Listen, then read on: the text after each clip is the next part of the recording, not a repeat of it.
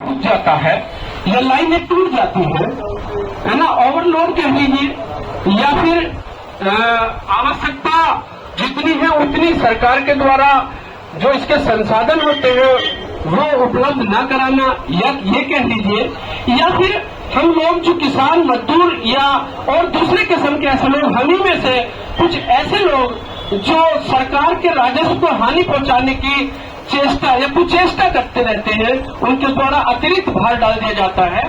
तो एक वो भी कमी हो सकता है जिससे ट्रांसफार्मर फूट जाता है या फिर लाइन टूट जाता है, तो वो जर्जर भी हो चुकी है, उनको बदलवाना या उनकी क्षमता को बढ़ाने के लिए इनके माध्यम से सरकार को भेजना, ये हमारी यहाँ पर इनके द्वारा सोल्यूशन कराने की संभावनाएं जताई जाएंगी।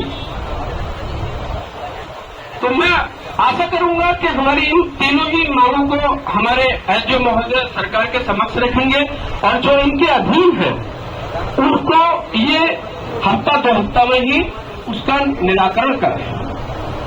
तो आप सभी मैं आपको अवगत करा दूं, ये हमारी इसमें 20 कम से कम राष्ट्रीय बॉडी के हैं, और अगर हम ये चुनाव की प्रक्रिया ना होती तो ये हमारा 10 से 12 हजार आदमियों का कम से कम प्रोग्राम होता। चूंकि चुनाव की प्रक्रियाएं हैं, कुछ बंदिशें हैं हम लोगों पर भी, तो उसके तहत ही हम इस कार्यक्रम को या इस समस्या समाधान गोष्ठी को कर रहे हैं। यहाँ आप लोग देख ही रहे हैं कि एक एक आदमी क्षमतावान है, सरकार को जिस जिले से ये अपने समक्ष खड़ी कर लेते हैं, अपनी समस्याओं को रखते हैं और समस्याओं का निदान कराने की क्षमता रखते हैं। तो आशा की जाएगी हमारे एसडीओ महोदय से कि हमारी इन समस्याओं को वो भी प्रमुखता के साथ में इनका समाधान कराने की कोशिश करेंगे। आप सब लोग इनका जब समाधान हो जाए तो चुनाव बाद में एक बड़ा प्रोग्राम करके इनका सम्मान समारोह हम लोग करेंगे।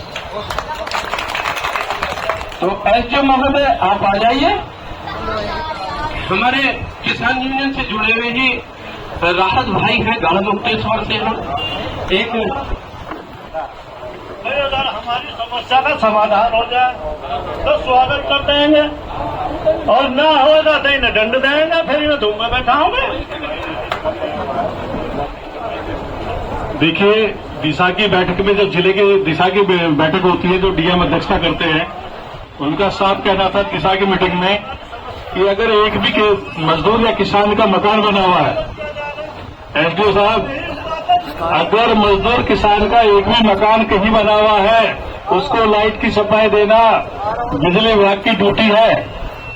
उसको सप्लाई देना बिजली विभाग की ड्यूटी है, क्योंकि बिना बिजली के गुजारा नहीं होता। मजदूर किसान का बच्चा मच्छर से लड़ते हुए कैसे पढ़ेगा? अगर बच्चे को पढ़ना है तो लाइट की व्यवस्था आपको करनी ही पड़ेगी। इसलिए मैं एसडीओ साहब से अनुरोध करूंगा कि जब दिशा की मीटिंग में स्पष्ट कहा जा रहा है कि एक भी मकान बना है तो उसको लाइट दी जाए, तो मैं अनुरोध करूंगा, बार बार अनुरोध करूंगा कि हमारी इस समस्या को एसडीओ साहब निस्तारण करें, सुलझाएं। देखिए, इसमें जो एक समस्या है जो सब, एक तो ये वाली लाइन जो है एक बार बार जो है दिक्कत करती है, टूट जाती है, आगे जाती है। ये बताया ये हाँ चल रहा है।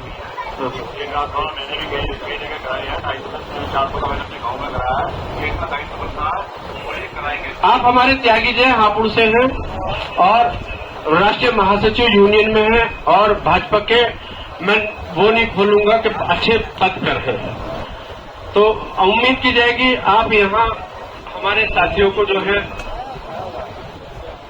हेलो, सबसे पहले सबको नमस्कार।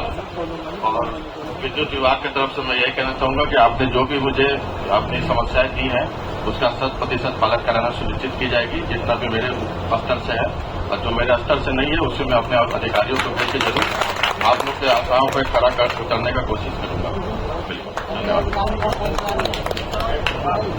बिल्कुल, धन्यवाद।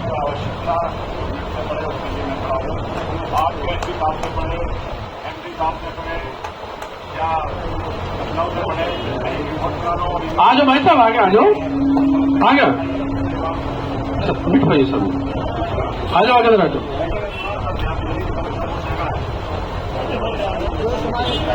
लास्ट ईयर जो है डब्बू भैया, कहाँ है मेरे भैया, वहाँ कौन सा बिजली घर बोल लोधीपुर में, तो वहाँ उनके वो थे एक्शन कौन थे हापुड़ से एसडीओ थे, है ना, वो उनकी समस्या, उन्होंने कहा जी मेरे सिर में दर्द है, आधे सिर में दर्द है।